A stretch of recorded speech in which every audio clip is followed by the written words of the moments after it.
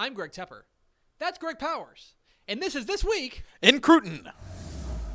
It's This Week in Recruiting with Greg Powers of Next Level Athlete.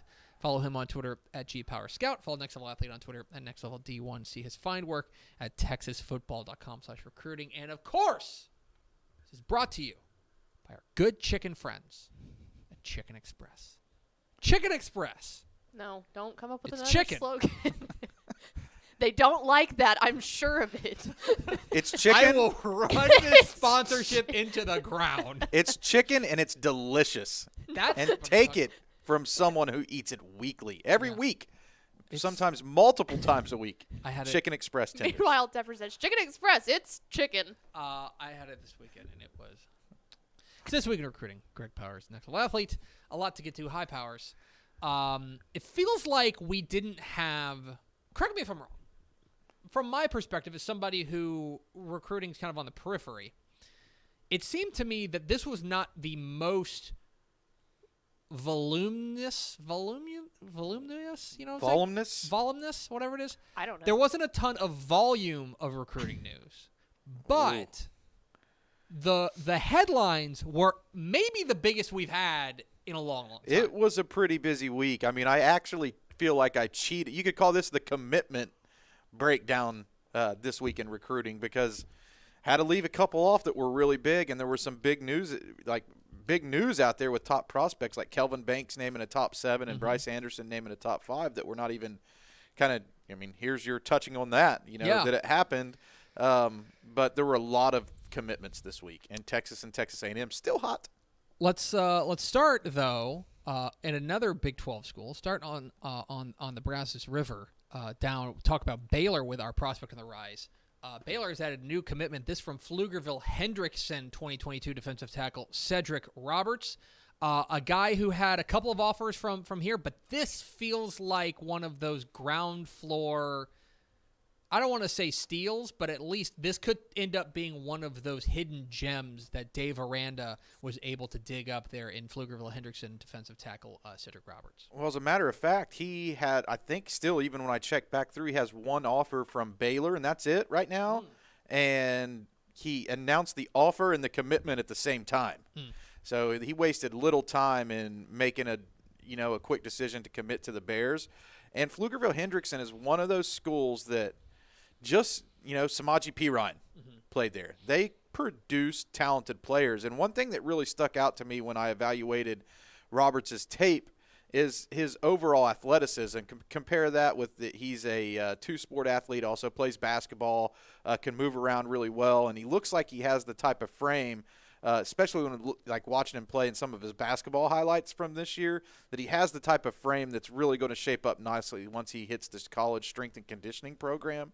But on his highlight reel, playing defensive tackle, one thing I noticed that he understands how to use his hands really well, and he never quits trying to get off blocks and trying to make something happen, which I really like. So compare his athleticism, frame potential, and ability to use a long wingspan and his hands to continue to get off of blocks. I think this is a pretty savvy take for Baylor, which has done a pretty good job finding some guys who are under the radar in this class and adding them in, as Dave Aranda and the Bears are really, looking to put some wins on the field so that they can get back in with some of these top-tier recruits. And that's not to say that they don't have top-tier recruits coming in now, but they're finding the type of guys that they can get committed and can play, and that's important. Yeah, they need to sometimes in order to get back there, you got to get some recruiting wins. Right. You know what I mean? And one of those ways to do that is to maybe find a guy that nobody's looking at. And it seems like Cedric Roberts could end up being a steal for the Baylor Bears. Let's go to our commit of the week. You had your pick of the litter here, but you ended up going with the news that broke last night. As Austin Westlake quarterback Kade Klubnick. I knew this happened because my phone started blowing up with buddies who went to Clemson, and they were like, "What's this mean? Tell me about this kid." Spoiler alert: he's heading to Clemson. He is committed to Clemson. He had offers from everywhere. He is one of the most highly sought-after quarterbacks in the state of Texas, and that's saying something considering the class of 2022 is absolutely loaded. He's a 4-star according to Dave Campbell's Texas Football, and he is heading to Clemson to be a Tiger for Coach Dabo Swinney. What a great commitment. And this is one that, the top 50 is now set and finalized. TexasFootball.com/recruiting. Click on 2022 rankings. Under the recruiting drop-down, you can see all the 4-star prospects at DCTF. He's number 11 on that list. And as I wrote the article about him committing to Clemson yesterday, I looked at his tape again, kind of wrote down my thoughts on what his strengths are and why he's such a great get for Clemson. I'm kind of second-guessing myself on number 11. Is that too low? And then I'm looking at the class this year and just thinking about what a great class it is. Up to number 12 where Jadon Blue is one spot behind Kade Klubnick. All those guys are like top 5-ish type of guys in any other year. It's a really deep year at the top for elite prospects, and I put Kade Klubnick in the elite category. Stay tuned at DCTF. Next week we're having sounds like we're going to be having a little bit of discussion on maybe the most monumental quarterback classes in the history of Texas high school football recruiting. Had a little bit of conversation with William Wilkerson last night about that article. So something that maybe we're working on putting together for one of the Hot Take Tuesday segment. Love it. So that is a something to keep an eye on. But Kade Klubnick, number 2 behind Quinn Ewers, I think in many years he would be the number 1 quarterback in the state. I think when you talk about being, we have him at number 11 in the Dave Kimball's Texas football top 50.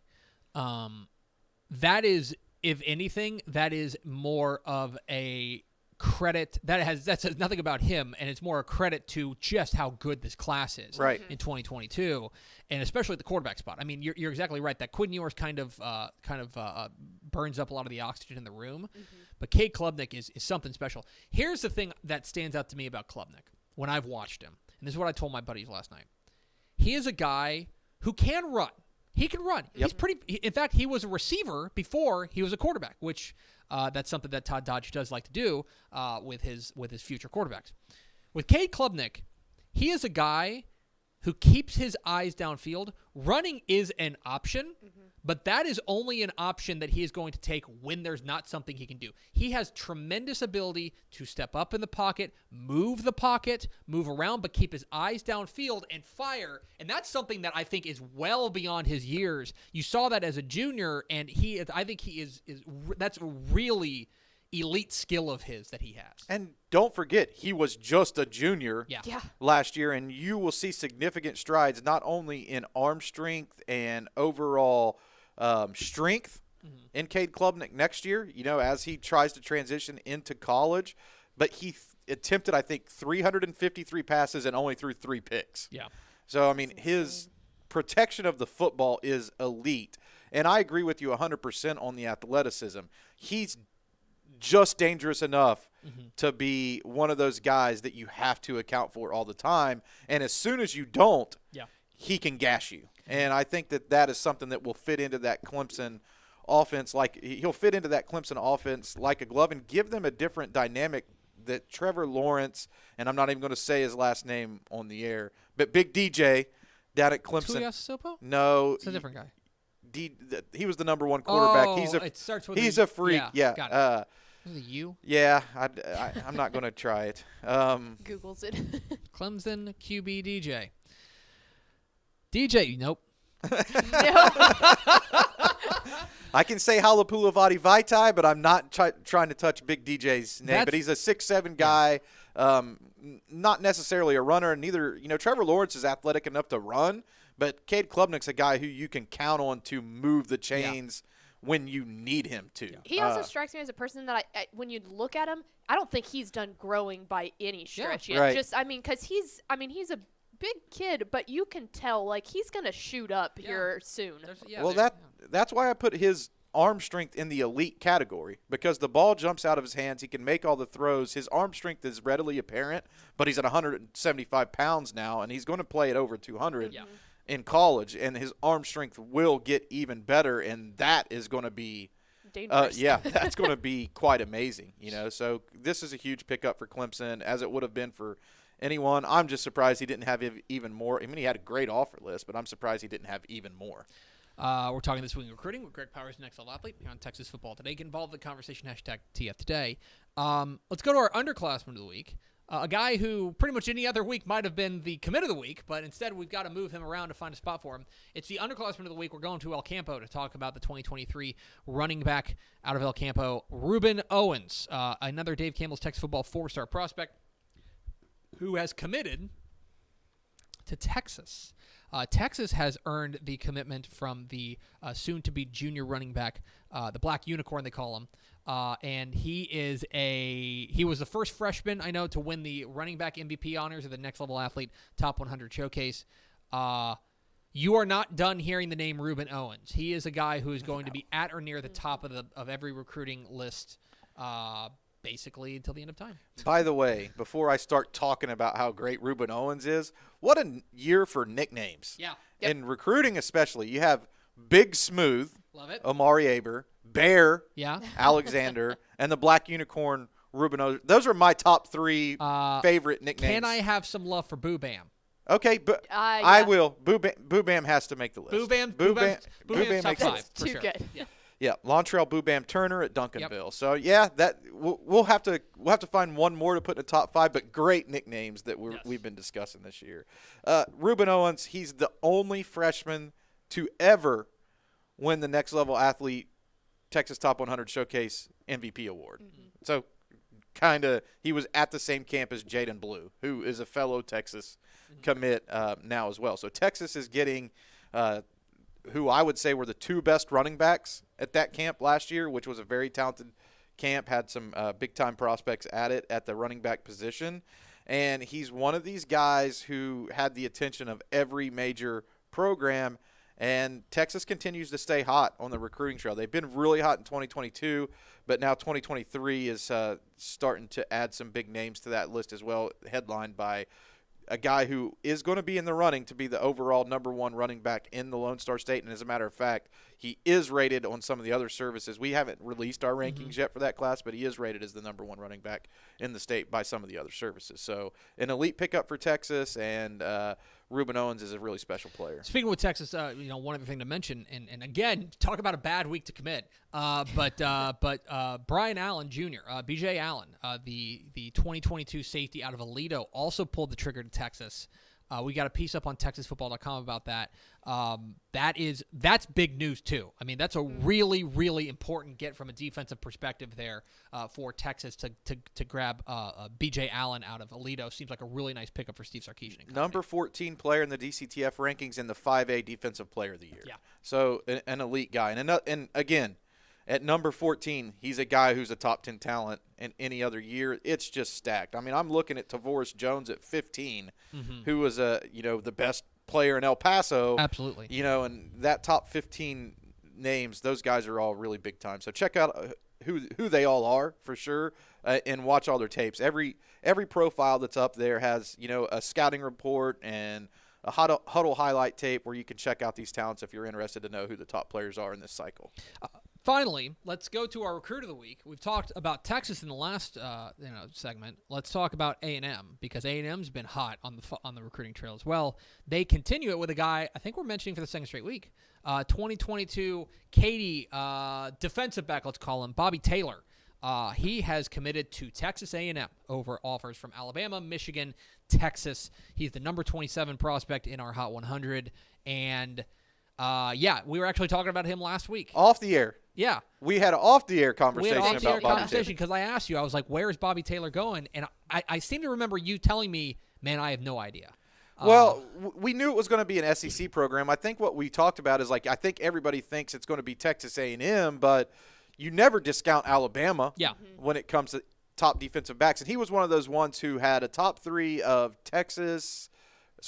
Alabama, Michigan, and Texas A&M, and then switched out Alabama for Texas. But he was also on social media really saying, hey, don't pay attention to the crystal ball. Yeah. He had 100% crystal ball picks to Texas A&M. So he was trying to swerve us all a little bit of that. And I was like, well, did he drop Alabama? Because that's like, could be the spot Yeah. that he really wants to play. And he's trying to throw a little smoke screen up, but he threw a smoke screen by not throwing a smoke screen at all. So sometimes the double swerve. the double swerve by Bobby Taylor Jr., who is the son of former Notre Dame defensive back Bobby Taylor Sr., who played in the NFL. And he's just a unique guy. He plays corner. He's long and tall. Could transition into a safety ultimately, but has cornerback skills and the size to be the range to be a great safety as well at the next level. Versatile. Well, and that's what's interesting is that, this is a guy who at 6'1", 180, I think if you were to say this is a defensive back, you'd say, okay, he's a strong safety, probably. Right. He's a strong safety. But the skills that he's got, I mean, you can put him on an island. You can make him he can be a true top corner for you as well. And that's what makes him so remarkable is that this is a guy who he can play pretty much anywhere in the secondary that you need him to. And that is something that we don't say about a whole lot of guys. Right. And I look at this year's Katy team, and you throw a guy like Bobby Taylor out on the island, and that changes the dynamic. You play 10 on 10, yeah. That changes the dynamic to me. The Katy defense is always really special. But when you have a guy who can limit the team's best weapon against you, and let's just keep it real. When you're playing Katy, you have to throw the football down the field to have a chance to beat them. You're not going to line up and ground and pound them and get a win. You have to stretch the field vertically to have a shot, and having Bobby Taylor out there takes that away from you, and that's why Katy was so good last year. I mean, they have a lot of great players. They have a lot of great players, but I look at a defensive back like Bobby Taylor and think, this is a guy you need to have to win a Super Bowl. This is the guy you need to have to win a college football national championship, and this is the guy you need to have to win a state championship. These are the type of players who change your team. He, too, I got to see him 2 weeks in a row at the state semifinals and then obviously in state, and his mental capacity for the game is unbelievable. Just how quick he's able to react to everything, because it's not just that he's physically gifted, but he was a big coach on the field, too, for those other guys, and it was really impressive to watch him. He's Greg Powers of Next Level Athlete. Follow him on Twitter at GPowerScout. Follow Next Level Athlete on Twitter, Next Level D1. See his fine work at TexasFootball.com/recruiting. Although we're going to see you in another segment here in just a moment. But I want to thank you for your courage in this segment. Thanks. I'll see y'all next week. Wait. Pause. See y'all in 2 weeks. I'll be back. No, we'll do a show next week. Okay, yeah, great. you're good. We're good for See Wednesday. y'all next week. We'll see you next week. That's how you tease the YouTube audience when we clip this.